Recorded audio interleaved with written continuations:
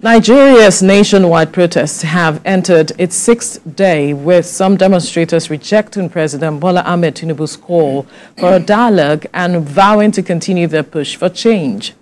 Despite the president's assurance of addressing their grievances, a few of the protesters remain resolute, demanding concrete action on the country's pressing issues.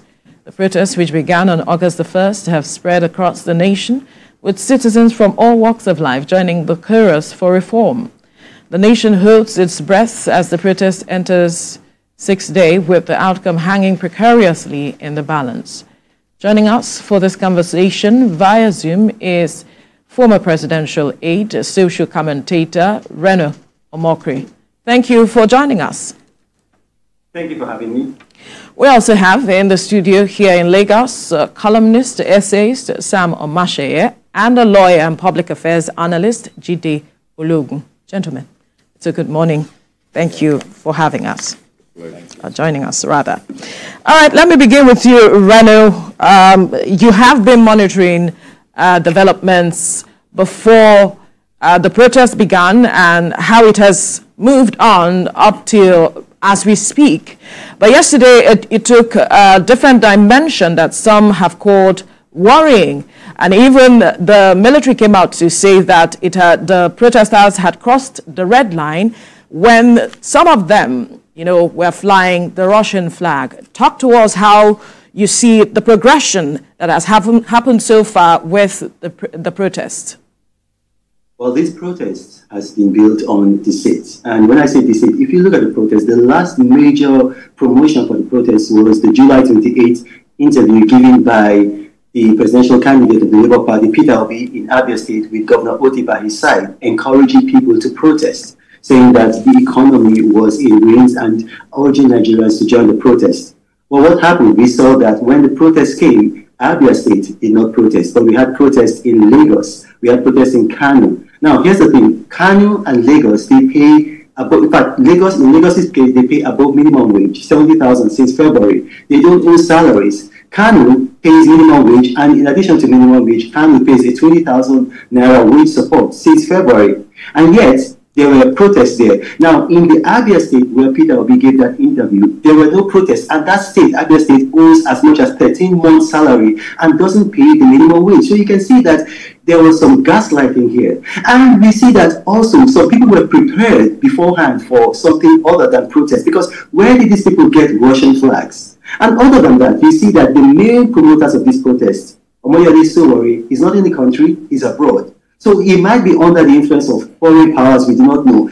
Peter Obi, he was a man that has been saying, okay, this protest is necessary. However, what are his motives? Because when you talk about the country, the things that he said, that the president has brought about the removal of fuel subsidy. Look, on the 1st of January 2023, Peter Obi said that if he were elected, subsidy would go immediately on day one. That's a direct quote. So what has the president done from his point of view to justify this? Are you saying that he is one of those who is inciting people to go on protest? Is that what you're saying clearly? I mean, I don't have to say that. That's an obvious fact. You watch his July 28th interview. He did say and encourage people to protest. It's a video, for goodness sake. You can watch the video. So it's a fact. It's a notorious fact. And then if you but there are those who have also come out to say that people can protest because it's their human rights, but then they have to do that within the ambit of the law. But then let's come back to our studio here and let's get the perception and perspective of the gentleman in the studio. Let me begin with you, Sam. You have been monitoring what is going on. What's your perception of how the protest has gone, especially the dimension it took yesterday? Yesterday was very significant because in the aftermath of the speech that the president gave, some people started saying the speech did not address the concerns. I think this was a basic expression of ignorance and tendentious misrepresentation of facts. You say hunger is in the land. It gives loan to students. That takes away a lot of burden from people. They are not talking about how to address the problem. It gives credit scheme for people to do investment. Is that not a way? Is hunger necessarily to give you food to eat? It does all of that. And they said it didn't address the issue. And then they said Shoyinka came out and said that hunger march is okay, and that which is okay. There could be hunger march, there could be protest, but he said that we should take example from yellow vest in France, and that when he saw yellow vest, said it was peaceful. So you guys should go and read the facts. 11 people were killed in France because of the violence of yellow vests. Yellow vests were killing people, were destroying places. So the police used grenades. You know, they are record. They used grenades. They used tear gas in Marseille, in Paris, in other parts of France. They were persistent because the state cannot sit down, just as the president said, right, and let miscreants hijack. Exactly. Look at what happened in Kaduna. Right. In Kaduna, over 800 people were arrested yesterday. I can report that 200 of them were people who were making the Russian flags. And the Russian flags were seen in about 9 states in the north. Who told you there were no puppeteers? That people were doing it. That people were stage managing it. When people say that it was because of protest, they were just protesting. No. This had strong political undertone. In Osun State, where they were doing it, it's on record. Anybody should go and challenge me if they want to. When somebody stood on the podium and was trying to raise objections to some of the measures taken by Governor Adeleke, the crowd went to yank the phone from his mouth and said, no, don't talk about Adeleke. So who told you, who organized them? Right. People should go and answer those questions. In Kano, the governor said they can go and protest. Right. It became a Frankenstein monster. They got to government house. They could have sacked him. Then we understand that what we are seeing are tendentious efforts to sow seeds of insurrection. That's what we saw. Recall that the security agencies had spoken before the protest, yes, that there were persons who intend to hijack the protest, that the intelligence they got. Yes, I told you, I wrote last week when Adegborua was saying that it was going to be peaceful. Yeah. I said that the security people should ferret out guarantees from him, whether to guarantees that those things will not be hijacked. Right. But the point is that Lagos was vigilant. You know, they said the only way you can maintain your freedom is vigilant. Absolutely. Exactly. So Lagos was vigilant. Perhaps we learned from 2020. Exactly. And if you cannot learn from your errors in the past, then you are a fool. As a writer said, said to stumble twice, that's Cicero, said to stumble twice against a stone is a proverbial disgrace. And that was what was the warning that were being given before the protests. So you can see the puppeteers of the case in Kaduna, in 2 local governments, in Zaria and in Kaduna, they are being investigated, as I said. We want to know who are the puppeteers of this thing. Because absolutely. It's important. And the security agencies say they are on top of the matter. But then let's come to you, Jide, on this matter. The constitutional right to protest and also the matter of a court order coming to say that your movement is limited to certain areas, and some person says, no, you are trying to, deny us of our rights. And then we saw what happened. Let's get your perspective. Thank you very much. And let me take it from the brilliant quotation of stumbling twice. Right. The wise saying of Cicero. And I think my focus is on the president this morning to to learn from what has happened and probably let this be the breaking point on implementing the laws of the land, of being decisive in carrying out, allowance for consequences. Yes, Section 39 of the Nigerian Constitution 1999, as amended, gives the freedom of expression, but that expression also should be within the confines of the law, and not become a threat to national security. And Section 40 gives the leverage for association. You go down, and 45 qualifies that you must ensure that this is not done against national security. And the point now is that we have sufficient evidence. We have enough population of suspects or defendants, so to say, that the government can proceed to prosecute after thorough investigation, rather than making it a political issue that we go under the bridge with the river. Now, we saw Russian flags being paraded, and many are wondering, this is Nigeria. In fact, Russia came out to deny interfering with the affairs of Nigeria. Absolutely. But in public relations, we have this 1978 Mexican statement that says that public relations is the art and social sciences of monitoring trends and predicting their consequences, then recommending what should be done to clients for mutual benefit. You know what happened in Niger Republic. Right. And you know the influence of Russia, even if it's not declared. Then you move to Gabon. And now there are those who insinuate crisis and who instigate crisis. Just like a man came up with an ideology around 2002 that Western education is forbidden, Boko Haram. And today you know where we are. So I do not expect that when the government has admitted that they have arrested the tailors and the sponsors, deal with these sponsors.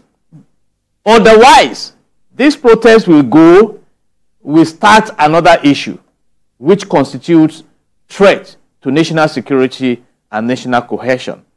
And again, let's speak to the ignorance that is perceived by some.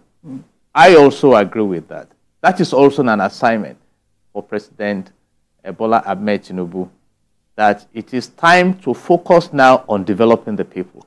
I appreciate the students' loan being given out, because when the minds of human beings are not developed, they focus more on stomach infrastructure, and when the stomach infrastructure is not there, they become, human destroyers of infrastructures. Right. And that is what we have.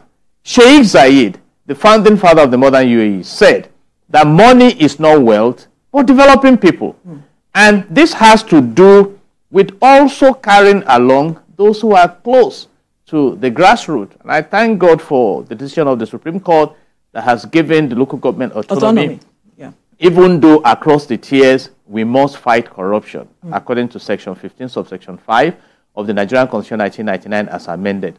So people have come out now to protest, and it was promised to be a peaceful protest. So if violence attended to the protest, if there were destructions, do we have laws in the land that can handle that? The answer is yes. So in crisis management, you learn more from the crisis. And I think by now, the president also should have learned that in managing palliative interventions, you have to manage it like a project management for effectiveness. Because we have read, we should give the feedback, because in public relations, communication is not complete without feedback. That even some of those interventions that were rolled out by the government probably never got to where they should get to. And like a wise man said, it is better to teach a man to fish than to give a man fish to eat, particularly when you have those with very tough appetite. And finally, in the interim, let me talk about a huge assignment for my president, which is going against the enemies of the state. You see, Nigeria should not even be a poor country to start with. We have the largest deposit of proven gas in Africa. Right. We have huge resources. Who are the oil thieves? Are they known to the security operatives? Well, he has been given matching orders to security operatives to address the... I monitored that matching order. It was about 28 days ago, if I'm right. And even he gave 7 days. And even before... Now we've gone beyond 7 days. And that's why I'm saying it's time for action now. If not, the tenure of my president will be discredited. I do not deny the fact that there may be political gladiators who are out to discredit the system. And if you allow them, why not? And that's why I'm asking. A honorable minister in this government came out to say powerful people are behind stealing illegal mining in Nigeria. Who are these powerful people? Are they so powerful that they are more powerful than the Constitution and above the law? So this is a time to wake up and evaluate what has happened like we are doing right now. And take necessary action, because Aesop said, after much is said and done, more is said than done. We want to see action from the president, who is empowered by Section 5 of our Constitution to so act. Okay, let's come back to you now, Reno Mokri. You have listened to the submissions of our guests here in the studio, and one of it is the matter of taking necessary steps to addressing the matters we have seen, especially developments from yesterday, such that it does not degenerate into something political, like he pointed out, Jide pointed out. And we have seen the security agency saying that they've gone after the tailors, they have arrested some persons, they have arrested those who are seemingly supporting these people. I'm wondering how you want to see the government handle this situation, thereby that in such a way, rather, that we see that this person do not sabotage the effort of this current administration? Well, let's look at the facts. If you go back to the facts, why did this protest start? They said it was a protest against hardship. Now, let's look at that for a minute. Now, if you talk about hardship, the president removed fuel subsidy. He said it had to go. Now, every major presidential candidate, all of them, except Rabi Musa Kwankwaso, said subsidy had to go. So everybody agreed that it had to go, except Rabi Musa Kwankwaso. And before the president removed subsidy, there were steps put into place, and also these steps continued while subsidy was being removed. One of the things, 560 billion naira was given to the states for intervention support. Also, each state in Nigeria is receiving at least 45% more in terms of federal allocation than they used to receive, with states like Nasarawa receiving about 100% more and Anambra receiving about 67% more. Yet their wage bill has not increased. What have they done with this money? Now, if these people are really protesting against hardship, when you can see that the federal government is doing things like this, but then you're not seeing commensurate action by your state governments, how come you are not protesting against your states? How come you're not holding your states accountable? How come it's only the president? You can see that that is a political motive. I'm going to give you an example now. The fuel subsidy was removed, and then the federal government addressed that by providing an alternative, 1,000 units of compressed natural gas engines. Now, we have natural gas in Nigeria. We didn't need to report that. So we see that things are being done. Yeah, the student loan is now being implemented. Beyond the student loan, wage support was given to federal workers. So everything that the president had to do, he did. But your state governors, what have they done? In Anambra State, workers are being owed. In Abia State, workers are being owed 13 months' salary. Now, in these places, there were no protests. Now, this is a protest about hardship. How come where you have workers not being paid, there were no protests? So you can see that there was a premeditated attempt to gaslight people. And this has political motives. A lot of people do not understand that some people are disgruntled by the 2023 presidential election results, and they're trying to cause some kind of tension in the country because they lost in court, they lost at the election. This is just one of the ways that they can get back into power. And if you look at the two people promoting this protest, Omoyele Sowore, a failed presidential candidate, Peter Obi, a failed presidential candidate. So the government has to, they've got to act. The president cannot be Mr. Nice Guy. If you look at Keir Starmer, look at what he said. The speech that he gave, and the president gave his own speech on the same day, Sunday, the president was too dovish. I've heard you, I've listened to you, cajoling people. Look at Keir Starmer. He took action and said, you will regret doing this. So the president, look, this is not time to be nice. These people, they've coordinated these attacks. They planned it beforehand. hardship is just an excuse. This is a political insurrection. You saw that they had Russian flags available, ready. You are making very weighty allegations that I do not know if you have evidence to back all of these things that you are saying. But that's what I'm saying. If you allow me land, I mean, that's what I'm saying. I've allowed you land. You have said so many things, and I'm wondering, because we need to manage the time we have on our hands and to also ensure that we properly educate our viewers. Okay, so can I continue? Go ahead. Yeah, so in this is meant to be a protest against hardship. You said it's a protest against hardship. Okay, what have we seen? We've seen that Nigeria, according to the IMF and according to the Nigerian National Bureau of Statistics, has a GDP that is growing at 3.1%. 3.1%. So that means there's growth. If you look at our trade surplus for the last quarter that records are available, that's going to be Q1 2024, we have a trade surplus of 6.52 trillion. So it doesn't bear out what people like Peter Obi and Omoyele Sowore are saying, that the economy is stagnant. No, the economy is growing. If you look at the all share index of the Nigerian Stock Exchange, it went above 100,000 for the first time. So when you begin to have people come on television to begin to say things about the economy that are not true and urging people to come out to protest, then there is a disconnect there. That is what I was telling you. And I told you that, look, if you allow me land, I will give you facts for this. So for example, when Peter Obi says that the economy is in trouble and that Nigerians should come out and they should protest and the federal government should listen to them. No, it is not true. We see that there's progress in the economy. First and foremost, we had this fuel subsidy, it's gone. And obviously, because the fuel subsidy is gone, there are going to be teething problems. People who were used to this cheap fuel for a very long time, obviously, there's going to be some issues. But the government has provided alternatives. So we should be looking at people like what the UK is doing right now, who are giving out false statements on television, mass communication, because that is what is driving this protest. For example, I told you about Kanu. Kanu has been paying minimum wage. Kanu has been giving wage support. Why were there protests in Kanu and there were no protests in states where salaries are being owed? These are questions that should be asked. And another thing that has to be said is this. For Niger Republic, Mali, and Burkina Faso, these are countries that have gone under the banner of Russia. And then we share a border with Niger Republic.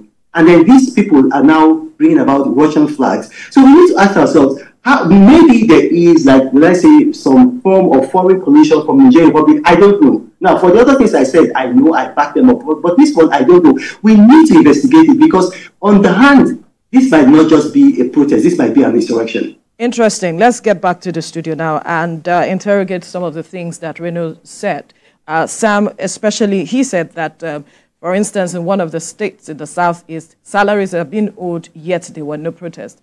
Is it that the people do not understand that they have a right and decided that, okay, you know what, we do not want to exercise this right, and so we choose to sit back at home? Reno is very right. It's a question that ought to be interrogated. What if they choose to stay at home?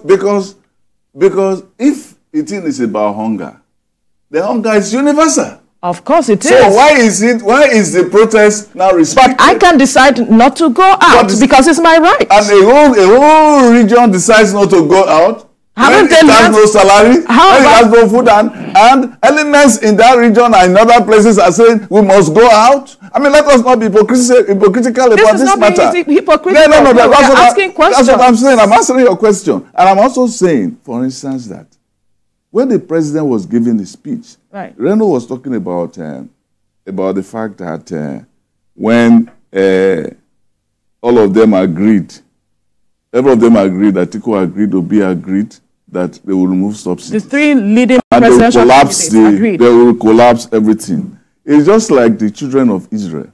When the children of Israel left Pharaoh's arm in Egypt, they went to the other side. All of them decided they will go to the other side. When they reached the other side, then they said, this place is very bad. Why did you bring us here?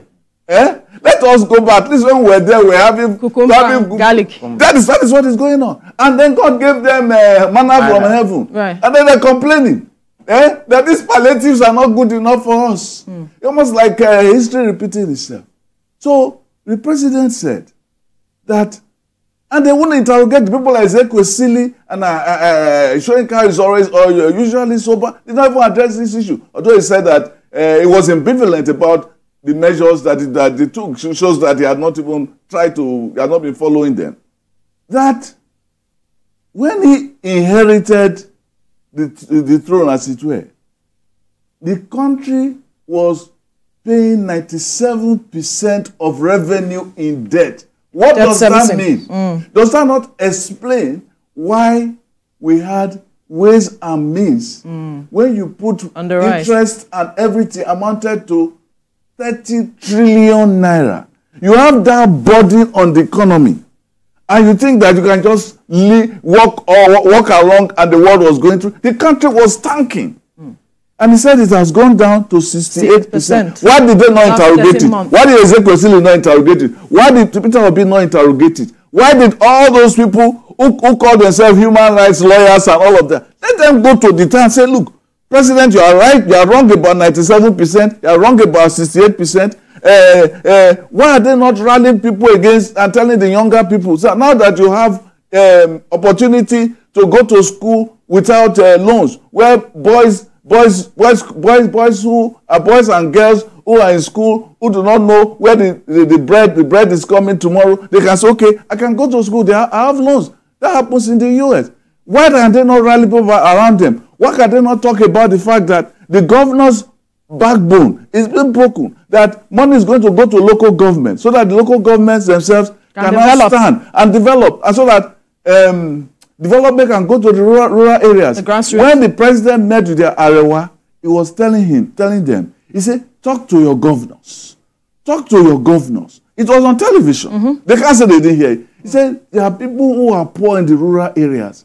The money is not getting to them. That was the reason behind creating this, going to court to actually force the issue that money should go to the local government. So when you have all of these points going and nobody addresses them, and then they go out and start asking people to carry flag, then you know that there's something. Say a witch cried last night and the child died this morning. Who does not know the connection between the witch crying last night and the child dying this morning? So that is the issue. So we ought to start living like human beings and not like rioters. Interesting.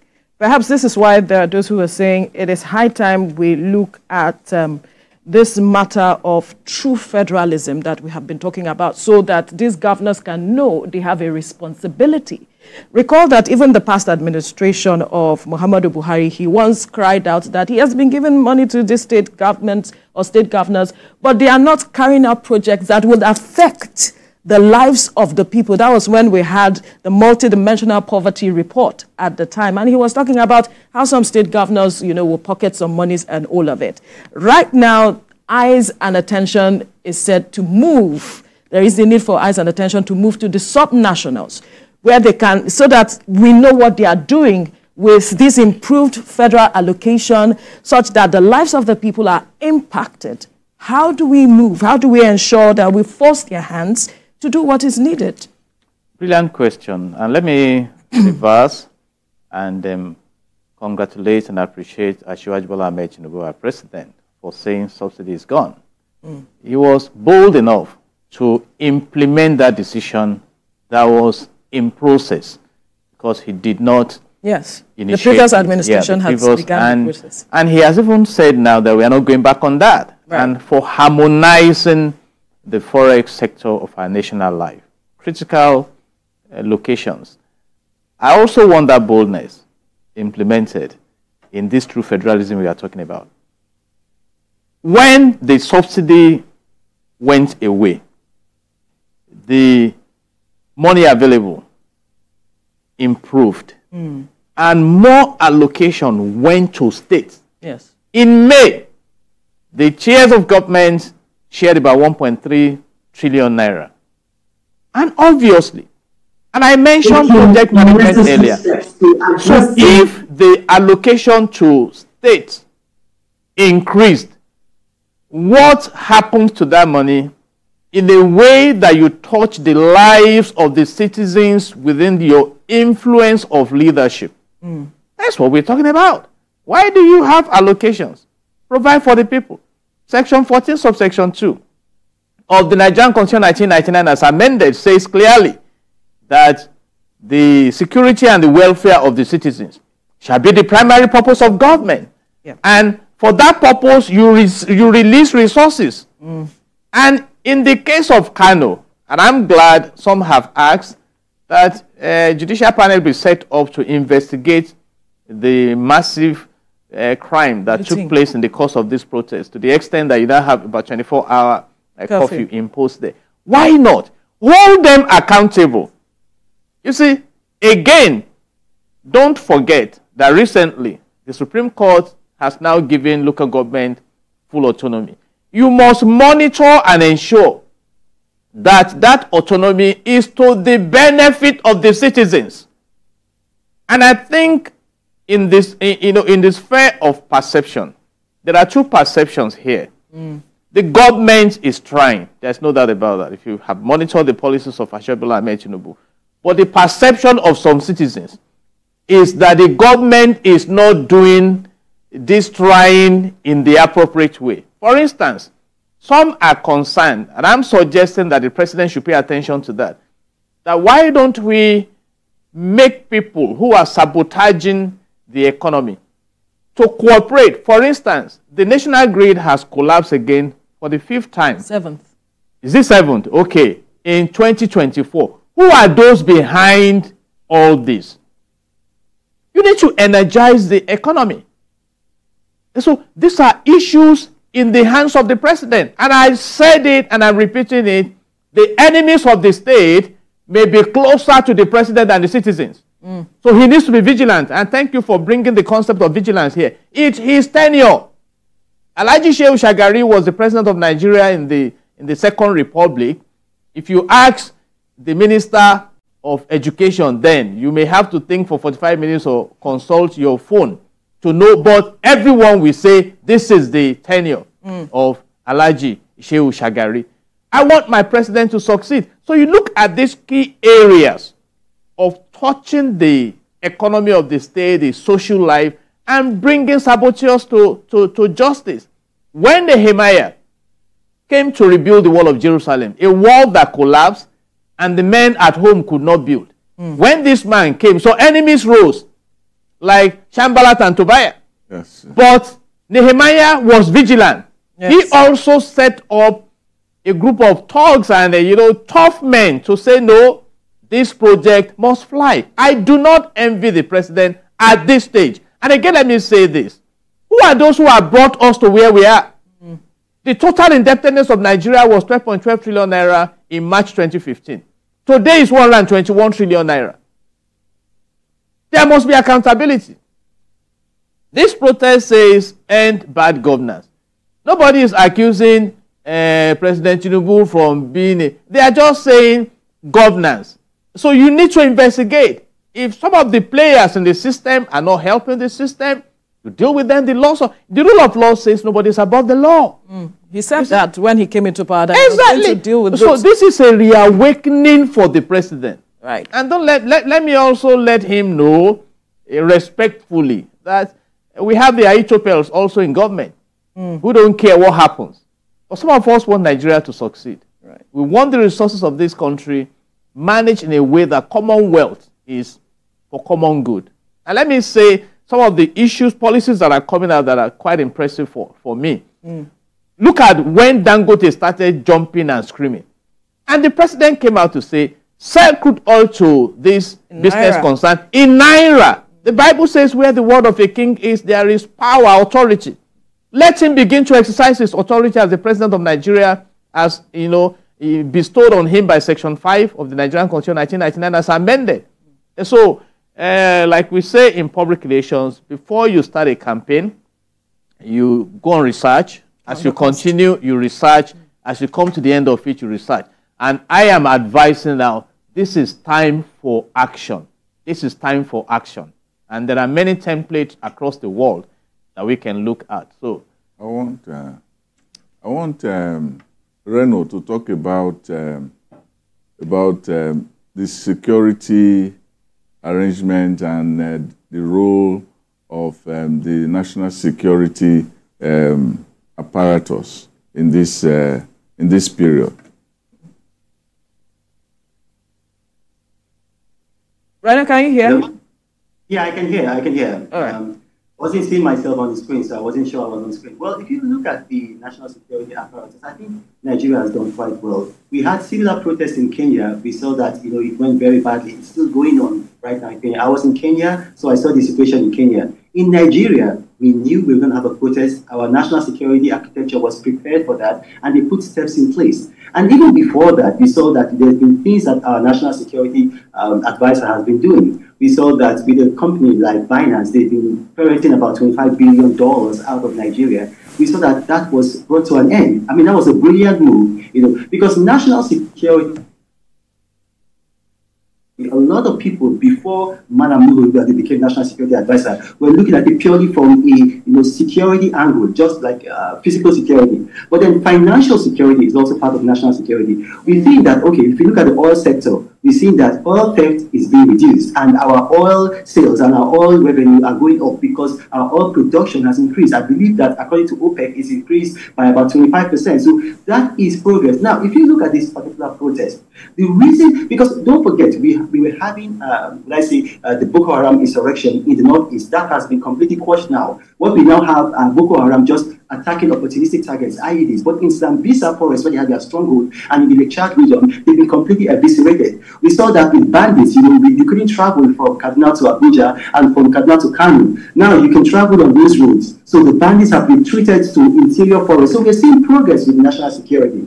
And again, I would say that our national security advisor has been very proactive. That's why we've not had a situation like what we just seen in Bangladesh. These people have been contained. Right now, the public, the citizens are actually turning against the protesters. So kudos to the national security advisor. But again, I'm going to say this. We have a protest that is ostensibly about hardship. Recently, we had a multi-dimensional poverty index come out. Now, if you look at southern Nigeria, with the MPI, multi-dimensional poverty index, the greatest poverty in southern Nigeria are in Ebonyi, Enugu, Bayelsa, Akwa Ibom. And in these places that I've mentioned, there were hardly no protests, especially in the southeast. There were no protests at all. And these are places where you have the highest MPI in southern Nigeria. Now, let's go back to the MPI. If you look at the MPI, the lowest poverty in southern Nigeria are in Lagos, Ondo, Ogun, Oyo. And in these places, there were protests. So does that gel with what they are telling you, that this is a protest about hardship? And then when you look at the data, the places where they are biting hardship, there were no protests. But the places where there was progress, if you look at Lagos, paying 70,000 minimum wage from February, providing soup kitchens, giving palliatives, building infrastructure, red, blue line, and then providing subsidized education and free healthcare, giving 20,000 Lagosians grants to start up businesses. And in that Lagos, that's where you have protests. In Oyo, that's where you have protests. But in places like Enugu, with an MPI that is almost 3 times that of Lagos, there were no protests. Ebonyi, with an MPI that is almost over 3 times than Lagos, there were no protests. How does that gel? That's what I'm telling you, that look, they gave a reason that was emotional to try to bring people out, but the real motive behind this protest was not hardship. It was a political insurrection. Right. Let's come back to the studio quickly, Sam, because our time is almost up. The president says he's open to dialogue, and even Lagos State government says he's open to dialogue. Yes. But this protest says they do not have leaders. It's a leaderless protest. I mean, who will the government dialogue with at this point? And are these people really willing to dialogue? Ask them whether they have anybody to. They are in the shadows. I wrote the other day that Take It Back movement. Who is funding them? Who owns them? Adegboruwa came out as their lawyer. Who employed him? Who is paying him to be their lawyer? Even if it is pro bono. Who signed contract with him? And then come out. That's the same thing happened with NSAS. Yeah. NSAS was a generational failure. An expression of generational failure. You want to fight, and when the time comes for you to do anything, you're hiding under the shadow. You're hiding under the table. You can't come out and say, hey, this is I. Look, let me give you an example of what happened. Some people went to Buhari's neighborhood. Yeah. No, they didn't really get to his house. This is neighborhood around it. And they started saying that the soldiers should come back. These people were between 14 and maybe 15, 16. These people never saw army in office. They don't know the concept of military rule. They cannot read and write to say that they went to school and read about military. And if they did, then they will see that military rule was not good for Nigeria. So what would have made them say such a thing, if not that somebody sent them? Who is writing on their ignorance? Who is exploiting them, trying to make them say things that they know nothing about. So what does that tell you? It tells you that these were people, like in Kaduna State. The governor said it, Governor Obasanjo said it just a few days ago, that these things were triggered by disgruntled elements, just as Reno said. Disgruntled elements whose failure to win an election is still eating down their liver. Right. And they cannot do anything about it. Our time is almost up. Quickly, your final thought. How do we move from here, knowing that government is open to a dialogue, but these people are leaderless? Thank you very much. I push it back again to my president right now to put everything together and find those who can truly interpret what has happened. I can let you know quite a number of those who were carrying the Russian flags did not even know the flag of the country they were carrying. And so that tells you that there is an undercurrent. And you never underestimate the power of your enemy if you want to be a champion. So he has to sit back now, get those in his team to work. It's time for action and begin to. And in the realm of dialogue, I believe that with all the submissions we have this morning, the president should be able to dialogue with our submissions and know the critical area to concentrate on. Please look at those who are deploying your policies through that they truly implement. And we look forward end of the day to a brighter and greater Nigeria. All right. We must thank you, gentlemen, public affairs analyst and lawyer Jide Ologun, as well as columnist, essayist Sam Omasheye. We also want to thank you, ex-presidential aide, social commentator Reno Mokri, for your time on the program. Thank you, gentlemen. Thank you for having me. Nigeria. Right. All right. Finally, we